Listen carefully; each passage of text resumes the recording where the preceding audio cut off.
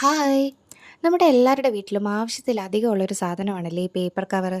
നമുക്കിന്നൊരു paper cover upcycle ചെയ്ത് നോക്കിയാലോ? ആ പേപ്പർ ബാഗ് ആദ്യം കട്ട് ചെയ്ത് ഓപ്പൺ ചെയ്യുക. അതിൻ്റെ ആ പ്രിൻ്റ് ഇല്ലാത്ത അതായത് പ്ലെയിൻ ആയിട്ടുള്ള ആ ഒരു വശം എടുത്തിട്ട് അതിൽ കുറച്ച് ബ്ലോബ്സ് ഓഫ് പെയിൻ്റ് ഇട്ട് റാൻഡമായിട്ട് ഒരു സർക്കിൾ ഷേപ്പിൽ ഒന്ന് പെയിൻറ്റ് ചെയ്തെടുക്കുക. നമുക്ക് ഒന്നോ രണ്ടോ മൂന്നോ കളേഴ്സ് മിക്സ് ചെയ്ത് നമുക്ക് ഇഷ്ടമുള്ള രീതിക്ക് കളർ ചെയ്ത് എടുക്കാവുന്നതാണേ. ഇതിന് പ്രത്യേകിച്ച് മെഷർമെൻറ്റോ കാര്യങ്ങളോ ഒന്നും ആവശ്യമില്ല. ഫ്രീ ഹാൻഡായിട്ട് തന്നെ നമുക്ക് ഏത് സൈസിൽ വേണോ ചെയ്തെടുക്കാവുന്നതേ ഉള്ളൂ. അത് നമ്മുടെ ഇഷ്ടമാണ്.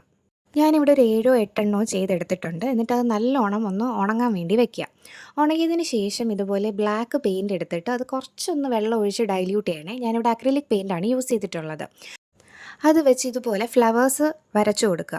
റാൻഡമായിട്ട് നമുക്ക് ഇഷ്ടമുള്ള ഷേപ്പിലുള്ള ഫ്ലവേഴ്സ് വരയ്ക്കാം. അത് ഓരോ ആൾക്കാരുടെ ക്രിയേറ്റിവിറ്റി അനുസരിച്ച് നമുക്ക് മാറ്റാവുന്നതേ ഉള്ളൂ. ഞാനിപ്പോൾ എനിക്ക് എന്താണോ അപ്പം തോന്നിയത് അതുപോലത്തെ കുറച്ച് ഫ്ലവേഴ്സ് അങ്ങ് വരച്ചെടുത്തു. ഇതും പ്രത്യേകിച്ച് അളവോ കാര്യങ്ങളോ ഒന്നുമില്ല. നമുക്ക് ഫ്രീ ഹാൻഡായിട്ട് ആർക്ക് വേണോ ചെയ്യാവുന്നതേ ഉള്ളൂ. നമ്മുടെ എല്ലാവരുടെ വീട്ടിലും എപ്പോഴും പേപ്പർ കവേഴ്സ് കാണുമല്ലേ?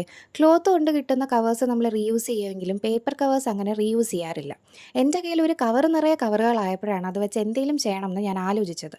അപ്പോഴാണ് ഞാൻ ഈ ഐഡിയ ഇൻസ്റ്റാഗ്രാമിൽ കണ്ടത്. പിന്നെ അത് തന്നെ ചെയ്യാമെന്ന് വെച്ചു. ഇങ്ങനത്തെ കവേഴ്സ് വെച്ച് സിമ്പിളായിട്ടുള്ള പക്ഷേ എന്നാൽ ഒരു ക്ലാസ് ലുക്ക് വരുന്ന പല ക്രാഫ്റ്റ്സും നമുക്ക് ചെയ്യാൻ പറ്റും. ഇനിയും ഇതുപോലത്തെ ക്രാഫ്റ്റ്സ് ഞാൻ ഇടാമേ. ഇതിൽ ഈ ഫ്ലവേഴ്സ് തന്നെ വരയ്ക്കണം എന്നില്ല കേട്ടോ. നമുക്കിഷ്ടമുള്ള എന്ത് വേണോ വരയ്ക്കാം.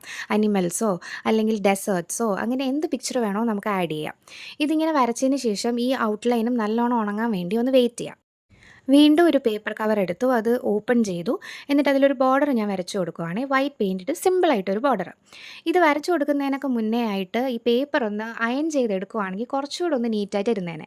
പിന്നെ എനിക്ക് ബേസിക്കലി മടിയാണല്ലോ. അതുകൊണ്ട് ഞാനതൊന്നും ചെയ്യാൻ പോയില്ല. എന്നിട്ട് നമുക്ക് ഈ പേപ്പർ വെച്ചേ ഒരു ബാനർ ഉണ്ടാക്കാം. ഞാനിവിടെ എഴുതി കൊടുക്കുന്നത് വെൽക്കം ടു അവർ ക്ലാസ് എന്നാണ്. നമുക്ക് ആവശ്യത്തിനുള്ള എന്ത് വേർഡിങ്സ് വേണോ ഇതിൽ എഴുതി കൊടുക്കാവുന്നതാണേ. ഞാനിത് എന്തിനാ യൂസ് ചെയ്തതെന്നുള്ളത് വീഡിയോയുടെ അവസാനം ഞാൻ കാണിച്ചു തരാം. അത് എഴുതി മാറ്റി വെച്ചതിന് ശേഷം നമ്മൾ ആദ്യം ചെയ്ത ഫ്ലവേഴ്സ് എല്ലാം ഒന്ന് കട്ട് ചെയ്തെടുത്തു. എന്നിട്ട് ഇതാ കണ്ടില്ലേ, ഇതുപോലൊന്ന് അറേഞ്ച് ചെയ്ത് ഒട്ടിച്ചു കൊടുത്തപ്പോഴത്തേക്കും നമ്മുടെ ക്ലാസ് റൂമിൽ വെക്കാൻ പറ്റിയ ഒരു ബാനറായിട്ട് മാറിയിട്ടുണ്ട്. അപ്പോൾ എങ്ങനെ, ഇഷ്ടമായോ? ഇഷ്ടമായെങ്കിൽ ലൈക്ക് ചെയ്യണേ. ടാറ്റാ.